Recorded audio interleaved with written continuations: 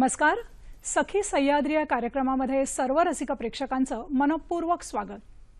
मंडळी, आज ज्येष्ठ पौर्णिमा आणि ज्येष्ठ पौर्णिमा हा दिवस आपण वटपौर्णिमा म्हणून साजरा करतो. विवाहित स्त्रियांच्या दृष्टीने मांगल्याचं लेणं ल्यालेला असा हा दिवस असतो. आजच्या दिवशी विवाहित स्त्रिया वडाची पूजा करतात आणि आपल्या पतीला उत्तम आरोग्य आणि दीर्घायुष्य लाभावं म्हणून मनोमन प्रार्थना करत असतात.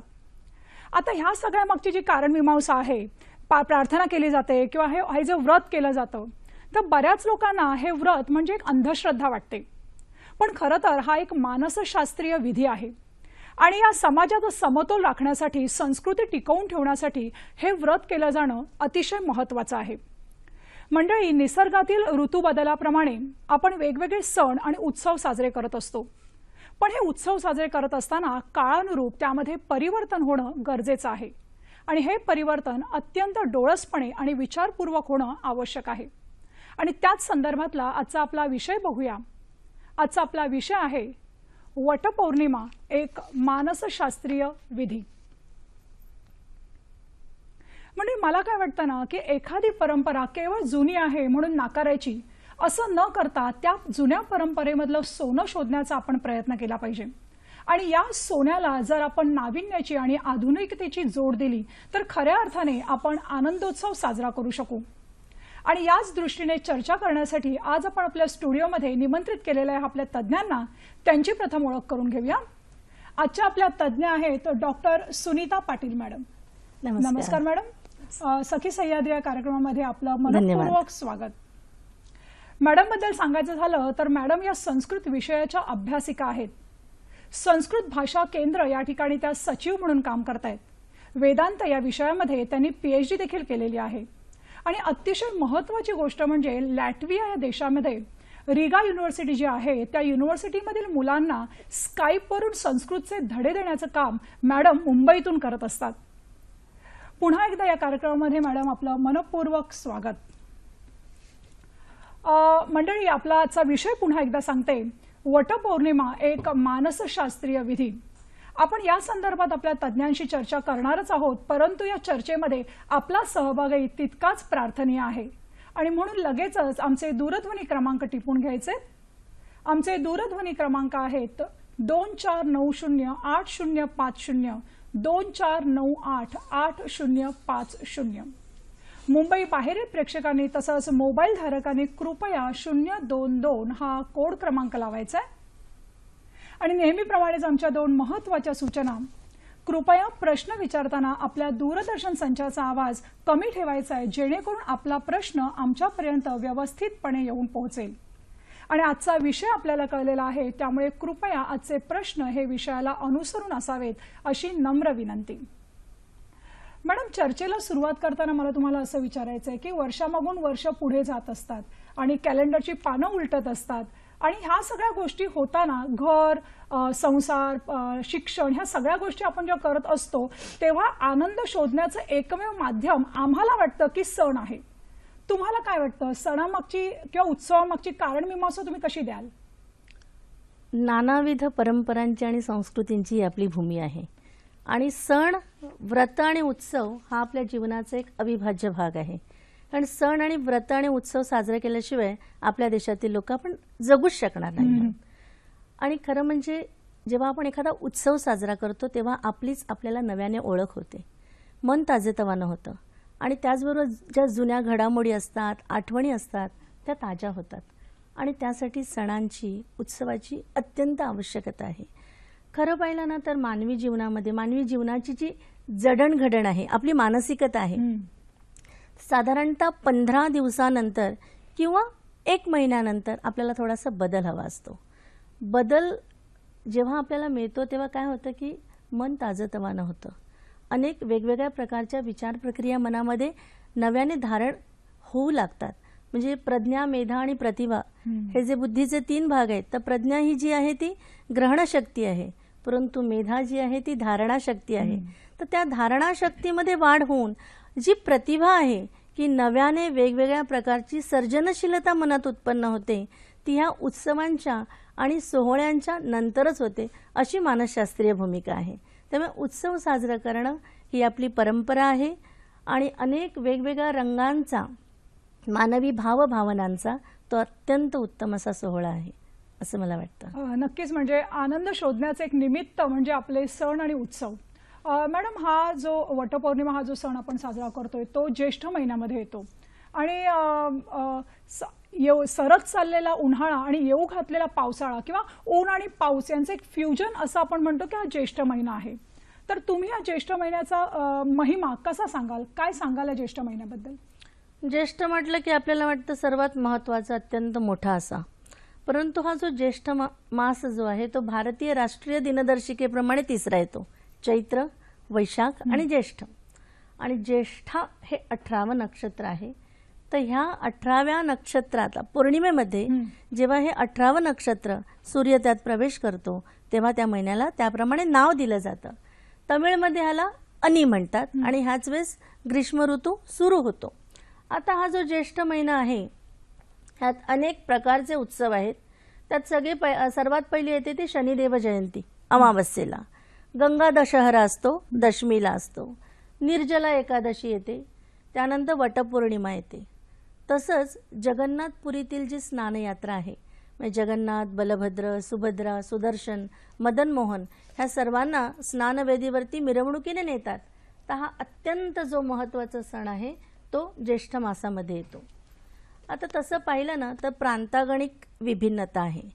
म्हणजे उत्तरेत चांद्रमासाप्रमाणे पौर्णिमा ते पौर्णिमा असा त्यांचा महिना असतो. म्हणजे उत्तर प्रदेश आहे, जम्मू काश्मीर, पंजाब, झारखंड, राजस्थान, हरियाणा, उत्तराखंड, बिहार, छत्तीसगड इत्यादी हे जे सगळे उत्तरेकडचे प्रदेश आहेत.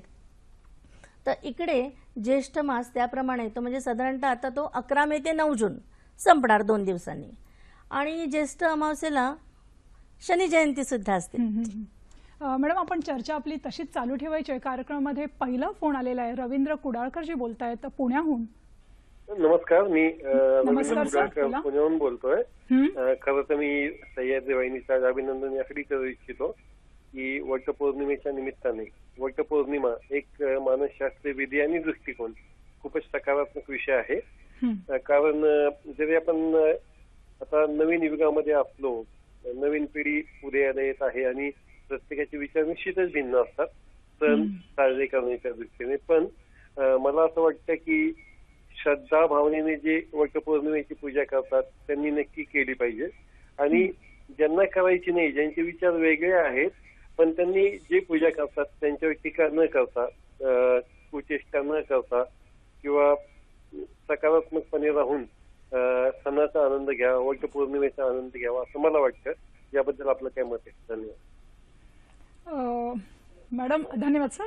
मॅडम, रवींद्रजींनी विचारलं की हा जो सण आहे त्याच्याबद्दल बरेच प्रवाह आपल्या समाजामध्ये वाहत आहेत. काहींनी त्याला विरोध केलेला आहे, काही सकारात्मक आहेत. तर त्या संदर्भात तुम्ही काय सांगाल? खूप सुरेख प्रश्न आहे तुमचा. मानसशास्त्रीय दृष्टिकोनातून आपल्याला पाहायचं आहे त्या प्रश्नाकडे आणि सकारात्मक दृष्टिकोनातून. सर्वप्रथम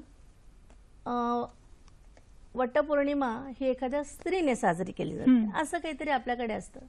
परंतु असं आहे का की सकाळी जेव्हा त्या घरातली मुख्य स्त्री उठते तेव्हा ती असा विचार करते का की माझ्या घरातल्या इतर सर्वांचं काही वेगळं व्हावं? नाही. सर्वात पहिला प्रश्न किंवा जी काही सकारात्मकता तिच्या मनामध्ये येते ती कसली असते की माझ्या घरात माझ्या पतीचं, माझ्या मुलांचं, माझ्या घरातल्या संपूर्ण कुटुंबाचं अतिशय चांगल्या प्रकारे म्हणजे त्यांचं कल्याण व्हावं.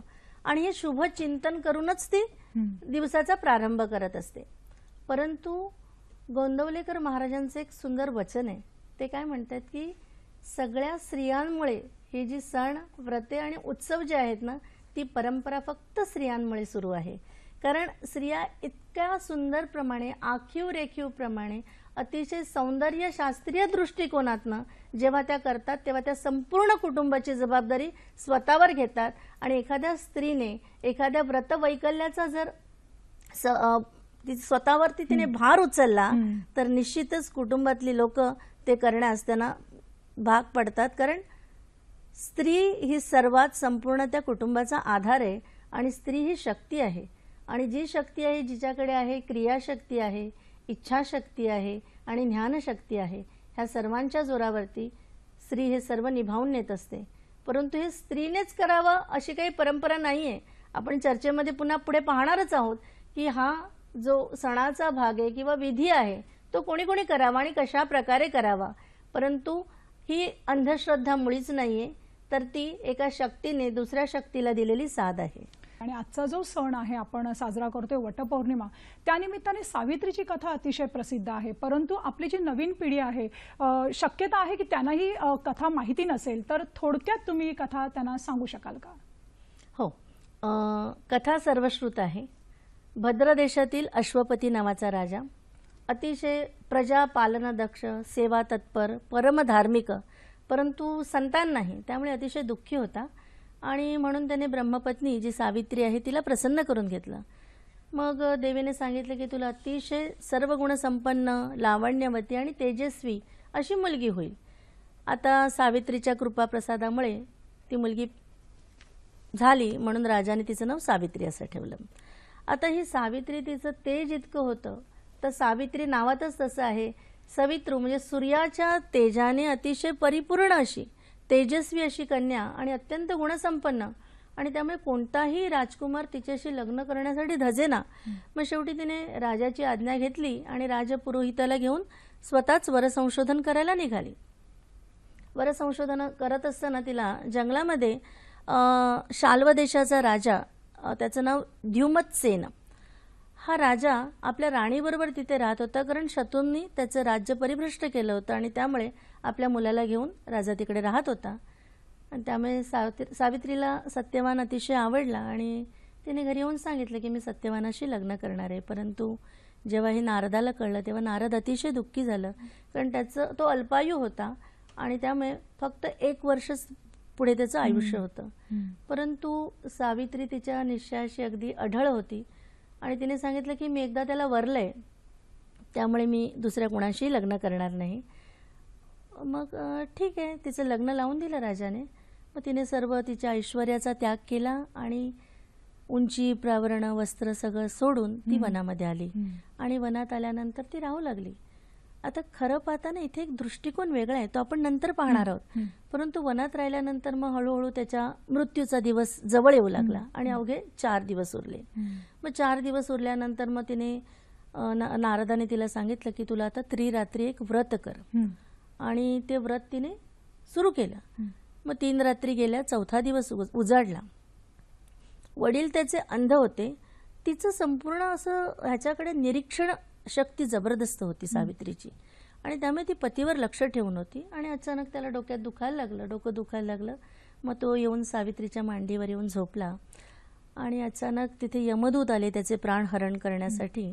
परंतु तिचं तेज पाहून ते यमदूत परत गेले. मग शेवटी यमाला यावं लागलं आणि जेव्हा यम स्वतः आला तेव्हा तो त्याचं प्राण हरण करून जाऊ लागला. मग सावित्री तिने त्याचं शरीर तिथेच ठेवलं सत्यवानाचं, त्याच्या शरीराचं रक्षण होईल ते पाहिलं आणि ती त्याच्या मागे गेली यमराजाच्या. यमराजाने तिला बरंचसं सांगितलं की तू परत जा, परंतु मग सावित्री काही ऐकेना आणि त्याने सांगितलं 3 वर माग. आता अतिशय चतुर होती सावित्री, कारण तिची निरीक्षण शक्ती अत्यंत उत्तम होती आणि म्हणून तिने पहिल्या वरामध्ये सासऱ्याचं अंधत्व नाहीसं केलं, राज्य परत मागितलं आणि सांगितलं की पुत्रप्राप्ती हवी.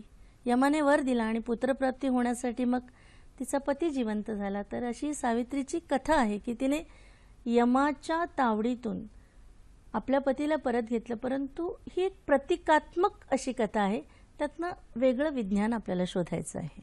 म्हणजे सावित्रीच्या दृष्टीने आपल्या एक जाज्वल्य शक्ती आपल्या अनुभवाला येते.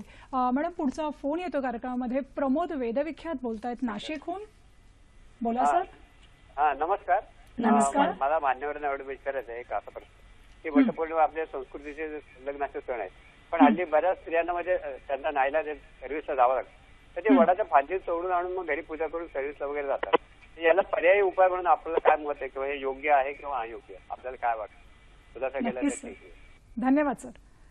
मॅडम, सरांनी प्रमोदजींना असा प्रश्न विचारलेला आहे की आजचं धकाधकीचं जीवन आहे, अगदी आजच्या ज्या नोकरी करणाऱ्या स्त्रिया आहेत त्यांना अगदी एखाद्या ठिकाणी जाऊन वडाची पूजा करणं शक्य होत नाही आणि म्हणून फांद्या तोडून आणल्या जातात आणि त्याची पूजा केली जाते. तर हे होऊ नये, कारण यामुळे थोडासा कुठेतरी पर्यावरणाचा ऱ्हास होतोय. अगदी आपण आता 5 जूनला पर्यावरण दिन साजरा केलाय आणि पर्यावरणाची हानी कशी कमी करता येईल याकडे आपलं लक्ष आहे. तर या दृष्टीने तुम्ही काय सांगाल, काय करता येईल आपल्याला? नमस्कार. अत्यंत सुंदर प्रश्न विचारले तुम्ही. तुम्ही म्हटलं की पर्यावरणाची हानी होऊ नये, परंतु दुःखद गोष्ट आहे की म्हणजे आता विषयांच्या ओघात सांगते की मेट्रोचं काम चालू आहे, बरीचशी वृक्षतोड होते, पण त्या अगोदर सुद्धा खूप खूप वृक्षतोड झाली होती.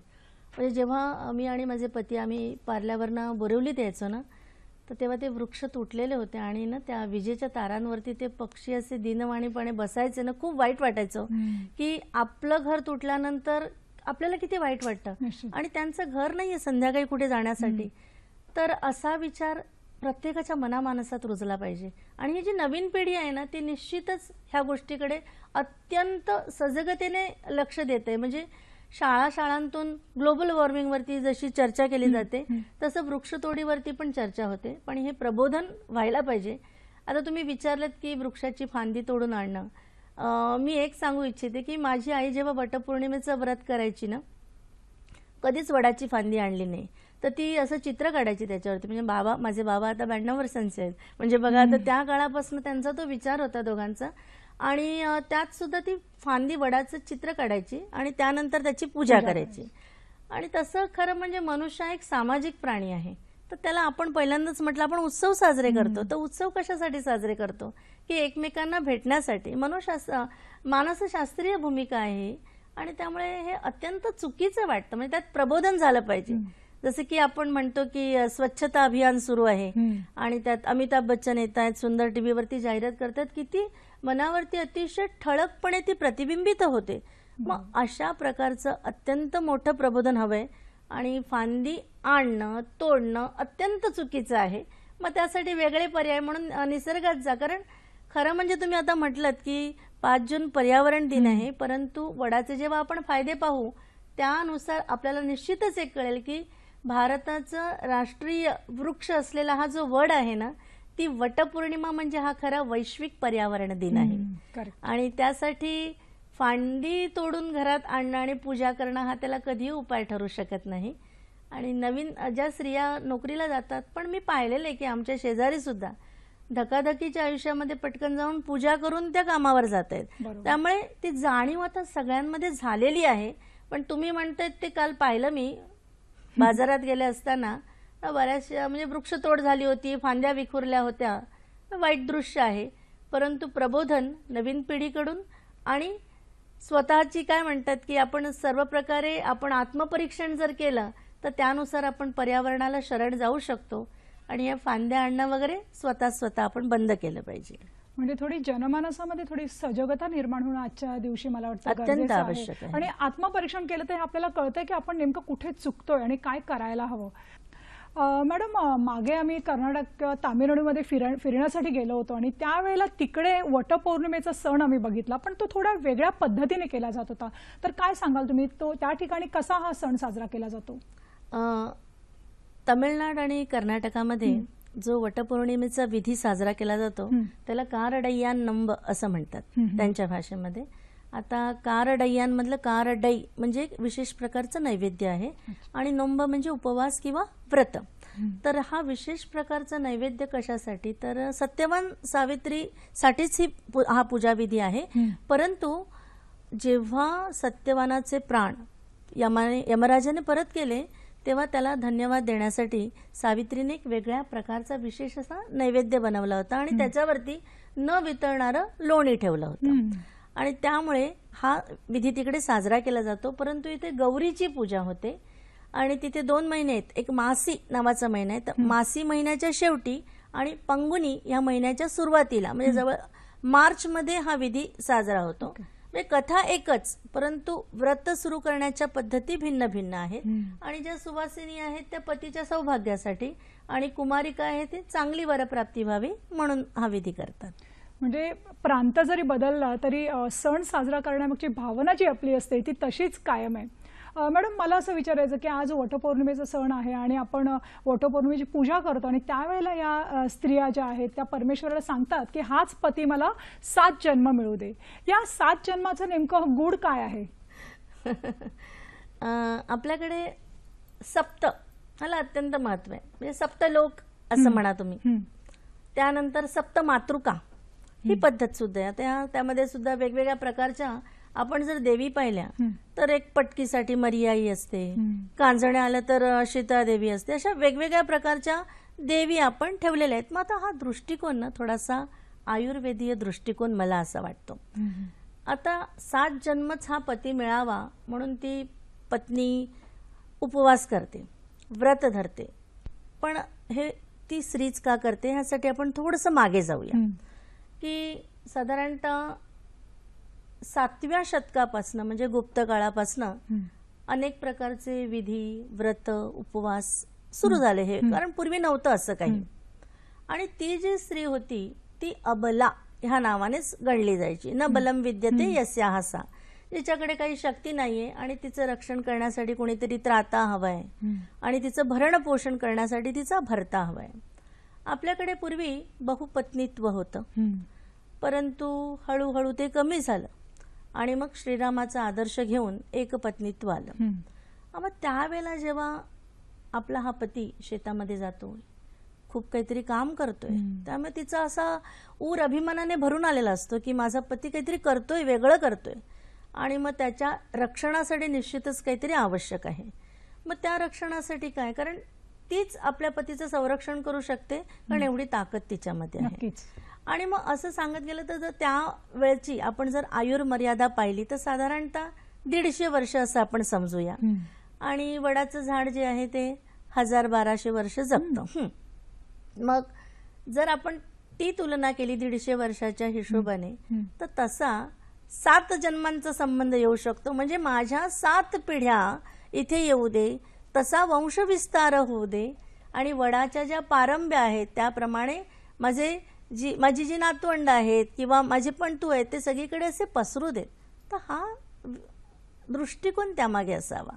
7 जन्म वैदिक परंपरेनुसार आपण पुनर्जन्म मानतो आणि निश्चितच त्या पुनर्जन्माची एक ओढ असेल. शिवाय पती हा अतिशय श्रेष्ठ आहे आणि तो सतत मला हवा, कारण आमच्या दोघांमध्ये एक मैत्रीचं नातं निर्माण झालेलं आहे. तर जर काही दुसरा जन्म असेल तर पुन्हा तो मला हाच पती मिळावा ही स्त्रीची दृढ इच्छा असते.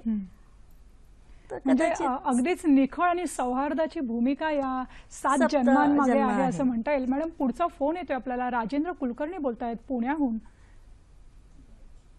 हा विचार. नमस्कार सर, बोला, प्रश्न विचार आपला. हॅलो, नमस्कार. नमस्कार. हा, मला असं विचारायचं आहे की सगळ्यात महत्वाचं म्हणजे आपण हे वटपौर्णिमेचं व्रत करतो म्हणजे आपण पुनर्जन्म मानतो, बरोबर?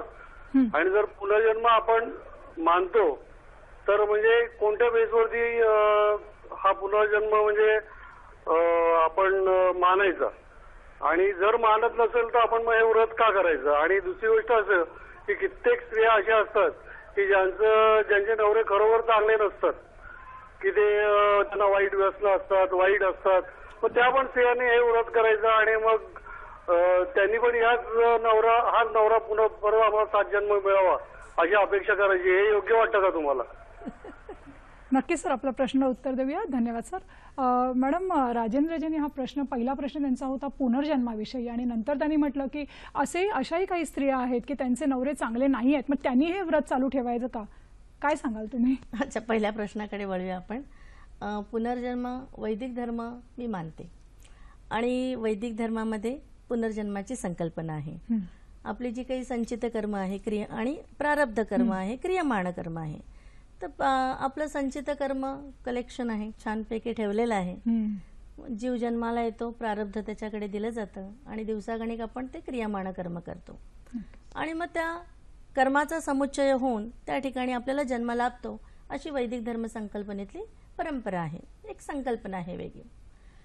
तुम्ही म्हणालात की पुनर्जन्म आहे किंवा नाही हे कसं आहे. थोडंसं त्यासाठी ना आपण भौतिकशास्त्राकडे जाऊया, फिजिक्स आणि मेटाफिजिक्स.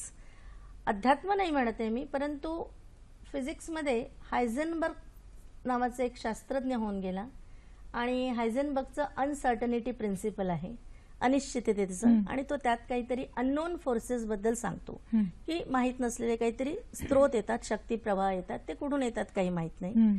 वैशेषिकांचं जे अदृष्ट आहे ती संकल्पना त्याशी निगडीत आहे आणि त्या अदृष्टामुळे तो कर्मसमुच्चय होऊन जीव जन्माला येतो. वेदांताप्रमाणे पाहिलं तर शब्द स्पर्श रूपरस गंध ह्या तन्मात्रांनी तो जीव वर जातो, जीवात्मा, आणि त्यानंतर मग अनेक पुढले मार्ग आहेत, देवयान, पितृयान, परंतु तो काही इथे ह्या चर्चेचा विषय नाहीये. आता तुम्ही म्हटलं की काही जणांचे पती व्यसनी आहेत, मग खरोखरच त्या स्त्रीने घ्यावं का? माझ्याकडे ज्या काम करतात बाई त्यांचं मी उदाहरण निश्चितच देईन. अतिशय धार्मिक, नवरात्रीमध्ये पाण्याचा थेंबही न घेता काम करणारे ते आहेत, म्हणजे निश्चितच वटपौर्णिमा विधी त्या करणारच, आणि उत्तर प्रदेशमधले आहेत.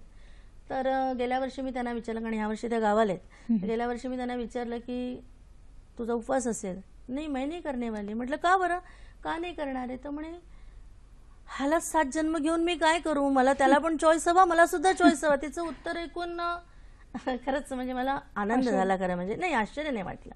कारण स्त्री ही विचारी आहे आणि स्वतःचे विचार, स्वतःचे निर्णय ठामपणे ती स्वतः घेऊ शकते. तर शिक्षणाची आवश्यकता नाहीये. तर प्रत्येकीकडे ज्ञानशक्ती आहे, सावित्रीप्रमाणे इच्छाशक्ती आहे, क्रियाशक्ती आहे, त्यानुसार निर्णय घेऊन ज्याने त्याने आपलं आपलं ठरवावं की हे करावं किंवा न करावं.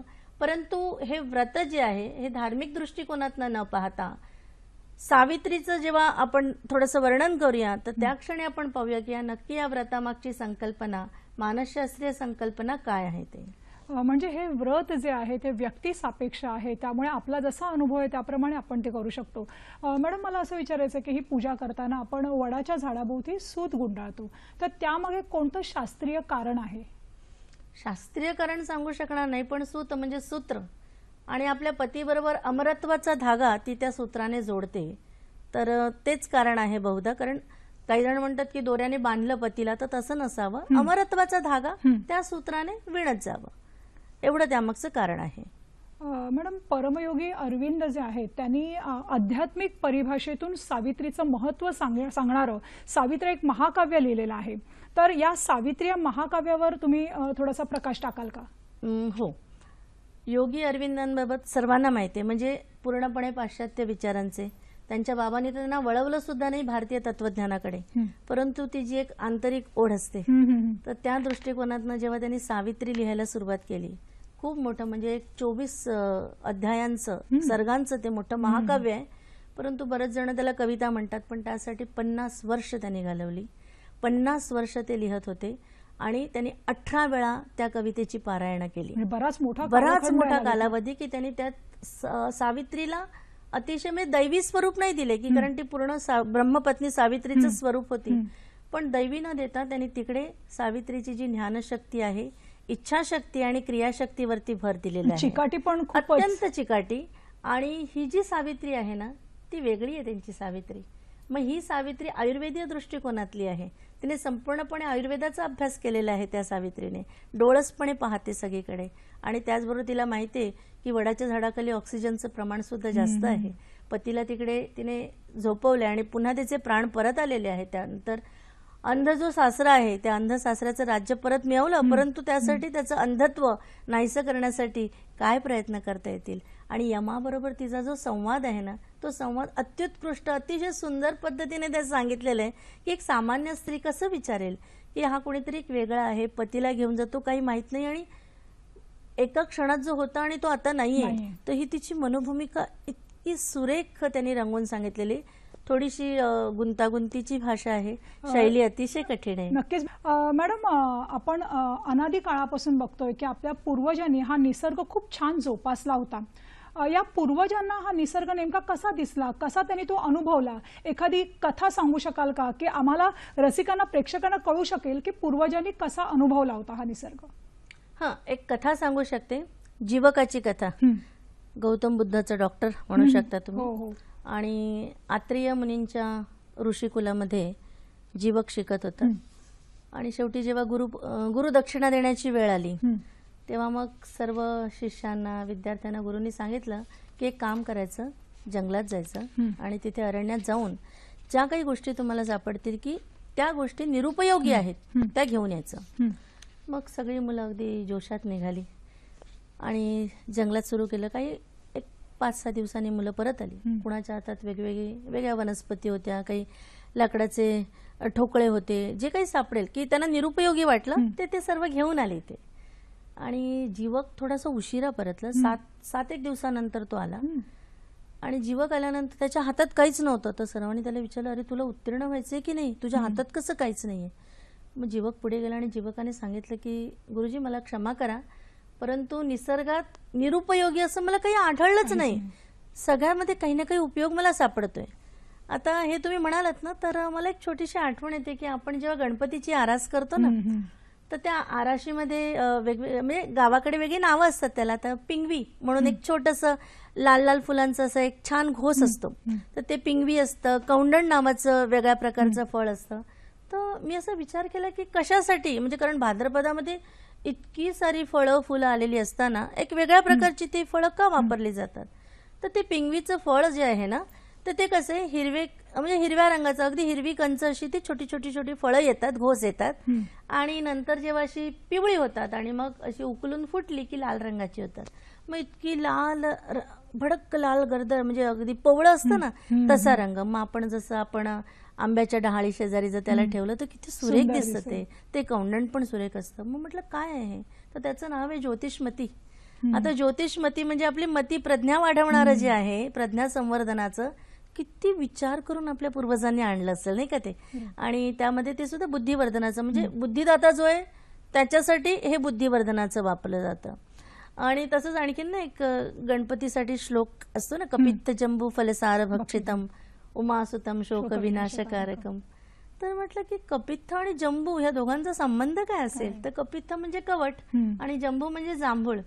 तर ह्या कवठातला आतला जो सार असतो, गर असतो, आणि तो तर इतका औषधी आहे अतिसारावरती आणि अशा प्रकारे वेगळ्या प्रकारे होतं जंबू. बरोबर. आपण पुढचा फोन घेऊ कार्यक्रमामध्ये. अनिलजी बोलतायत औरंगाबादहून. नमस्कार, मी अनिल मुंगेकर बोलतो औरंगाबादहून. नमस्कार सर, बोला. जीवशास्त्रीय भूमिका अशी मी एका ठिकाणी ऐकलेली आहे की शरीर विज्ञानाप्रमाणे प्रत्येक पेशी ह्या 12 वर्षानंतर मृत होतात आणि मग नवीन पेशी तयार होतात. तर प्रत्येक 12 वर्षांनी आपले शरीर पूर्ण बदलत असते. असं 7 वेळेस बदलले की 84 वर्ष होतात. 16व्या वर्षी मुलीचं लग्न होतं म्हणून 84 अधिक 16 100 वर्ष. तर याच्यामध्ये संकल्पना अशी आहे की आपल्या नवऱ्याने 100 वर्ष जगावं. आता हे जे मी वाचण्यात माझ्या आले ते खरं आहे का ते मॅनिप्युलेटेड आहे, मला एवढं विचारायचं. धन्यवाद सर. मॅडम, अनिलजीने प्रश्न विचारला, जीवशास्त्रीय दृष्टिकोनातून तुम्ही काय सांगाल? नाही, ही संकल्पना आहे सध्या व्हॉट्सअपवरती फिरते ते सर्व डॉक्टर स्वानंद पुंडांच्या नावाखाली. तर कदाचित त्यांनी त्याचा अभ्यास केला असावा पूर्णपणे. आणि चांगला आहे ना, दृष्टिकोन काही वेगळा नाहीये. 12 वर्षानंतर बदलतायत, 12-7 84, 12-8 96, मग 100 वर्ष जगावं, वेगळा विचार आहे. मॅडम, मगाशी मी उल्लेख केला की आपण आता 5 जूनला पर्यावरण दिन साजरा केलेला होता. तर या वडाच्या झाडाचं महत्त्व तुम्ही पर्यावरणाच्या दृष्टीने आणि वैद्यकीय दृष्टीने कसं सांगाल? कसा हा आपल्याला वड पूरक ठरतो? अगदी सुरुवातीला सांगितलं की ग्रीष्म ऋतू संपतोय आणि वर्षा ऋतू येतो आणि ते असताना मधली जी घडामोड आहे ना, त्यात अत्यंत प्रकृतीच्या तक्रारी सुरू होते आणि त्यासाठी लोकांना प्रचंड प्रमाणात ऑक्सिजनची आवश्यकता असते. आणि ह्या ऑक्सिजनच्या आवश्यकतेसाठी आपल्या पूर्वजांना निश्चितच माहित होतं की वड हे अतिशय ऑक्सिजनचा साठा आहे. मग आता जसं आपण घरामध्ये ज्येष्ठांना नमस्कार करतो तसं वडाला नमस्कार करण्यासाठी गेलं तर त्यात चुकलं काय? काहीच चुकलेलं नाहीये. आता हा वटवृक्ष जो आहे तो भारताचा राष्ट्रीय वृक्ष आहे. अतिशय कल्पकतेने त्याला राष्ट्रीय वृक्ष बनवलेला आहे आपण. आणि कुठे कुठे वड सापडतात तर हिमालयाच्या पायथ्याचा जो प्रदेश आहे तिकडे, पश्चिमेचा भाग किंवा दक्षिणेकडच्या टेकड्या, इथे प्रचुर प्रमाणामध्ये वड सापडतात आपल्याला. मग कुठे कुठे लावतात तर रस्त्याच्या दुतर्फा, त्यानंतर मंदिर परिसरामध्ये किंवा एखादं समाधी स्थान आहे त्यात सावलीसाठी आपण लावतो. वेगवेगळे आपले जे संहिता आहेत रामायणामध्ये, महाभारतामध्ये, चरक संहितेमध्ये, बृहत संहितेमध्ये, कौटिल्य अर्थशास्त्रामध्ये आणि रघुवंशात सुद्धा याचा उल्लेख आहे. तेव्हा राम म्हणतायत, म्हणजे अतिशय सुरेख ते सीतेला सांगतायत की त्वया पुरस्तात उपयोचितो यः सोयम वटश्याम इति प्रतीतः राशीर्मणीनामैव गारुडानाम सपद्मरागः फलितो विभाती. खूप सांगतायत, छान सांगतायत की त्वया पुरस्तात उपयोचितो यः, की ज्या वडाची तू अगोदर पूजा केली होतीस, सोयम वटः, तो हा वटवृक्ष आहे, श्याम इति प्रतीतः, आता श्याम नामाचा तो वड आहे असं ते सांगतायत. वडांचे आपण प्रकार पाहूया. आणि ते म्हणतात की राशीर्मणीनामीव गारुडानाम, मला असं वाटतंय की ही कसली तरी मण्यांची रास आहे. कशी तर सपद्मरागः फलितो विभाती, तो सुंदर शोभून दिसतो. कसा हिरव्या रत्नांच्या ढिगांमध्ये तांबडी रत्न विखरून ठेवलेली आहेत. आणि इतकं सुंदर वर्णन रघुवंशामध्ये केलेलं आहे वडाचं. आता वडाविषयी जर पाहिलं ना आपण तर वड, पिंपळ, औदुंबर, शमी ही एक यज्ञीय संकल्पनेतली अतिशय पवित्र अशी वृक्षमाला आहे. आणि त्यात वड हे आवृत्तबीजी आहे आणि द्विदल वर्गातील आहे. म्हणजे हा एक जीवशास्त्रीय दृष्टिकोन आता त्याने विचारलं त्याप्रमाणे. परंतु प्राचीन काळापासून आर्यांना हा वृक्ष परिचित आहे. त्यामुळे मी जी मगाशी नावं सांगितली त्या सगळ्या नावाच्यामध्ये वडाचा उल्लेख आलेला आहे. तर भडोच जवळ नर्मदा नदीच्या तीराजवळ एक कबीर वड आहे आणि त्याचा घेर इतका मोठा आहे की 1899 साली अशी नोंद होती की जवळजवळ 7,000 लोक त्या वृक्षाच्या छायेत बसले होते, सैनिकांचा तळ. त्यानंतर मद्रास येथे अय्यर नदीकाठी दक्षिण तीरावरती सुद्धा एक 500 वर्ष जुना वड आहे. तिथे सुद्धा 3000 लोकांची परिषद भरली होती. नर्मदेच्या तीरी हाच जो मी सांगितला त्याला राजपिपला वड असं सुद्धा म्हणतात, कारण पेशव्यांची सेना त्या वडाच्या ठिकाणी त्याने आश्रय घेतला होता. आणि कृष्णवड तर ते आपल्याला माहिती आहे, वटस्य पुत्रस्य पुटेशयानम बालम मुकुंदम मनसा स्मरामी असं म्हटलेलं आहे की बाळकृष्णाने सुरुवातीला तिथे आश्रय घेतला होता. तर हे वडाचं जे कर्तृत्व आहे ते प्रचंड मोठं आहे आणि त्याची जी मुळं आहेत ती खूप दूरवर पसरलेली आहेत. म्हणजे त्या गेल्या वर्षी मला वाटतं आमच्या इथे दैसरला असंच पर्यावरण दिनानिमित्त लोक जेव्हा शोध घेत होते तेव्हा त्यांनी सांगितलं की आमच्या दैसरला इथे आपल्या विठ्ठल मंदिराच्या समोर एक वृक्ष आहे, त्याची मुळं म्हणे मालाडपर्यंत गेलेली आहेत. आता ठीक आहे, पण म्हणजे अशा प्रकारे वडाचा जो पसार आहे ना तो प्रचंड मोठा आहे. कलकत्त्यातला जो वृक्ष आहे तो अतिशय प्रसिद्ध आहे. अंकोरवट आपण म्हणतो, त्या ठिकाणी सुद्धा वडाचे वृक्ष आहे. पंचवटी आश्रयस्थान होतं की जिथे वैज्ञानिक दृष्टिकोन होताच की ऑक्सिजनचा साठा मोठा आहे म्हणून रामाने तिकडे स्थान घेतलेलं होतं. म्हणजे या वटवृक्षाचं महत्व जे आहे ना मंडळी ते खरंच अनन्यसाधारण आहे. मॅडम, आपली वडाच्या झाडासंदर्भात सगळी चर्चा चालू आहे आणि इंग्रजी भाषेमध्ये, आंग्ल भाषेमध्ये वडाच्या झाडाला बनियन ट्री असं म्हणतात. या संदर्भातली काहीतरी कथा आहे असं मी ऐकलंय, सांगाल का आम्हाला ती? कथा अतिशय रंजक आहे. म्हणजे गुजरातीमध्ये व्यापाऱ्याला बनिया म्हणतात आणि पूर्वी हे सगळे बनिया लोक वडाच्या छायेमध्ये व्यापार करत असत, आपापसात देवाणघेवाण. तर पोर्तुगीजांनी साधारणतः 1599 मध्ये हा शब्द उचलला आणि 1634 मध्ये ह्या शब्दाला मान्यता मिळाली की जे बनिया ज्या झाडाच्या खाली व्यापार करतायत त्या झाडाला नाव बनियान ट्री दिलं त्यांनी. रंजक कथा आहे की त्या मूळ गुजराती नावाला पूर्णपणे बनियन ट्री असं म्हटलेलं आहे. ओके मॅडम, कार्यक्रमामध्ये पुढचा फोन आलेला आहे. प्रभावती पेंडसे मॅडम बोलतायत. बोला मॅडम. हा, हॅलो, नमस्कार. मिसेस पेंडसे बोलते. मी एक धर्मभास्कर या मासिकात बरेच महिन्यांपूर्वी कॅप्टन डिमय यांचा एक लेख वाचला होता. हा, तिथे ते हिमालय म्हणजे ते ऑन ड्युटी होते चायना बॉर्डर, आपल्या हिंदुस्थान तिबेट बॉर्डरवरती. पण ते नुसते जे हे करत नव्हते, ते आजूबाजूला हिंडून माहिती पण गोळा करत होते. कॅप्टन डिमये. तर तिथे त्यांना एक दरवाजा दिसला. हा, आणि त्याच्यावर लिहिलेलं होतं मृत्यू दरवाजा. आणि खाली त्या दरवाजाच्या जवळ एक शिळा होती, त्याच्यावर सावित्रीची शिळा असं देवनागरी लिपीत लिहिलेलं होतं. चायनीज लोकांनी ती शिळा पळवून नेली. हा, तर त्याच्याबद्दल काही माहिती मिळेल का? आणि हॅलो, यमराजाने तो मृत्यू दरवाजा जिवंत माणसाने ओलांडायचा नाही असं एक तिथे संकेत आहे. तेव्हा असं म्हटलं गेलं की की यमाने तिथेच सावित्रीला सौभाग्यवती भव वर दिला आणि तिला त्या दरवाजातून पुढे जाऊ दिलं नाही. हॅलो. हो हो हा, दिलं नाही. आणि यमराजही यमराज दरवाजातून पुढे गेले आणि त्या दरवाजाच्या अलीकडचा जो भाग आहे तिथे यमराज राहतात हिमालयामध्ये. आमची समजूत होती यमराज दक्षिणेला म्हणजे दक्षिण ध्रुवाच्या इकडे कुठेतरी राहतात, तसं नाही. नक्कीच मॅडम, प्रश्न कळलेला आहे. आपल्या प्रश्नाला उत्तर देत आहेत मॅडम. कॅप्टन लिमये यांच्या संदर्भात त्यांनी जो मृत्यू दरवाजा किंवा सावित्रीचा दरवाजा सांगितला तर त्यावर थोडंसं काही सांगू शकता? सांगू शकेन, परंतु त्यांनी जी शिळा पाहिली ती मला अर्थातच ज्ञात नाहीये. परंतु जेव्हा मी कैलासला गेले होते तेव्हा कैलासला सुरुवातीला म्हणजे जाताना आपण जेव्हा प्रवेश करतो ना त्या द्वाराला यमद्वार असं नाव आहे आणि त्या यमद्वारातून प्रवेश केल्यानंतर तुम्हाला कैलासामध्ये प्रवेश करण्याची मुभा मिळते. आणि त्यामुळे सावित्रीला तिथे काही ती शिळा आहे किंवा नाही मला ज्ञात नाही, परंतु तिबेटमध्ये यमद्वार नक्की आहे आणि त्या यमद्वारातूनच प्रवेश करून पुढे कैलासाला जाता येतं. मी ती परिक्रमा करून आलेली आहे, त्यामुळे माहिती आहे मला. ओके मॅडम, आपण आजच्या दिवशी जे वाण तयार करतो त्या वाणामध्ये वेगवेगळी प्रकारची फळं असतात, तर तशी जांभूळ काही जी फळं असतात तर ती स्पेसिफिक फळं देण्यामागचं काही शास्त्रीय कारण आहे का? बहुधा हो, कारण जांभूळ असतं, त्याच्यामध्ये आंबा असतो, केळ असतं आणि फणस असतात. आता साधारणतः हा जो महिना आहे ना त्या महिन्यामध्ये फळं संपत आलेली आहेत आणि बीज तयार झालेलं असतं. मग ते बीज कुणाला द्यायचं? तर जी बीज संवर्धनाची प्रक्रिया जिच्याकडे आहे आणि बीज संक्रमण होणार आहे तिला ते वाण दिलं जातं. आणि शिवाय आपल्याकडे समर्पण भाव आहे, दान अतिशय मोठ्या प्रकारे आपल्या संस्कृतीमध्ये दानाला महत्व आहे. त्यामुळे हे दान जिला द्यायचं तिच्याकडून पुढची वंशवृद्धी आणि सातत्य टिकून राहण्यासाठी ते वाण दिलं जातं.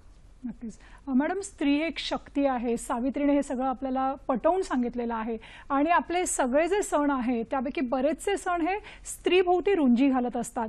तर अशाच स्त्रीवर प्रकाशझोत टाकणारी तुम्ही एक कविता लिहिलेली आहे दुहिता, ती आमच्या प्रेक्षकांना जर ऐकवली तर खूप बरं होईल. मला निश्चितच आवडेल ते ऐकवायला की दुहिता दूरे हितम, दूर जाणार आहे ती, म्हणून ती अशी. आणि मुलीसाठी लिहिले माझ्या आणि त्यानंतर मग तुमच्या स्वतःच्या मुलीसाठी? माझ्या मुलीसाठी, की खूप पोटात दुखायला लागलं आणि रडायला लागलं. म्हटलं हे काय रोजच आहे. आणि म्हणून ती कविता अशी आहे, स्त्री जन्माच्या कहाणीवरी अनेक रचल्या कथा, काय लिहावी पुनरुक्तीची जगा वेगळी व्यथा, तीच वेदना ती व्याकुळता तेजोहीन ते जिणे, सांग मातृके कसे लाभले सोशिकतेचे लेणे, प्रतिरूप जणू चैतन्याचे दुहिता तू जन्मता, विस्मृतीत का सत्वर गेली दयनीय गतिकता, गोड गोजिरी लोभसवाणी छकुली कुरवाळिता, धन्य त्या क्षणी स्त्री जन्माची झाली सार्थकता. नक्कीच मॅडम, आपण खरं तर आम्हाला एक कविता ऐकायला खूप आवडली असती, पण काय तर आपल्या कार्यक्रमामध्ये अवधी फार कमी आहे आणि म्हणून एक शेवटचं कडवं मी म्हणून दाखवू. नक्कीच नक्कीच. विश्वनिर्मिती तुझ्याच ठाई हिरण्यगर्भी राहुनी, सोशिकतेचे लेणे दिधले शक्ती तव जाणुनी, विश्वरूपिणी शक्ती स्वरूपिणी आळविते ही कथा, जगा वेगळी व्यथा नव्हे ही शक्तीची योग्यता, शक्तीची योग्यता. खूप सुंदर, खूप सुंदर मॅडम. मॅडमने या ठिकाणी आज आपल्याला अतिशय सुंदर पद्धतीने या सणांमागची वैचारिक भूमिका सांगितलेली आहे. आणि मला काय वाटतं ना की सण कोणताही असो त्यामागची भावना महत्त्वाची, आणि ती भावना जर लक्षात घेतली तर खऱ्या अर्थाने आपण आत्मिक आनंदाची प्राप्ती करून घेऊ शकतो. मंडळी, कसा वाटला आमचा कार्यक्रम? आपल्या प्रतिक्रिया आमच्यापर्यंत नक्की पोहोचवा. त्यासाठी आमचा पत्ता लिहून घ्यायचा आहे. आमचा फेसबुक आयडी आहे www.facebook.com/sakhisayadri.dd आणि आमचा ईमेल आयडी आहे sakhisayadri@gmail.com. आणि यूट्यूबवर देखील आपण आपल्या प्रतिक्रिया नोंदवू शकता. त्यासाठी आमचा पत्ता आहे www.youtube.com/sakhisayadri. मॅडम, या ठिकाणी तुम्ही आलात आणि आम्हाला अतिशय सुंदर असं मार्गदर्शन केलं, त्यासाठी सखी सह्याद्री वाहिनीतर्फे आपले मनपूर्वक आभार. धन्यवाद. तर मंडळी, कसा वाटला आमचा कार्यक्रम? पुन्हा भेटूया एका नव्या विषयासह. तोपर्यंत पाहत रहा सखी सह्याद्री.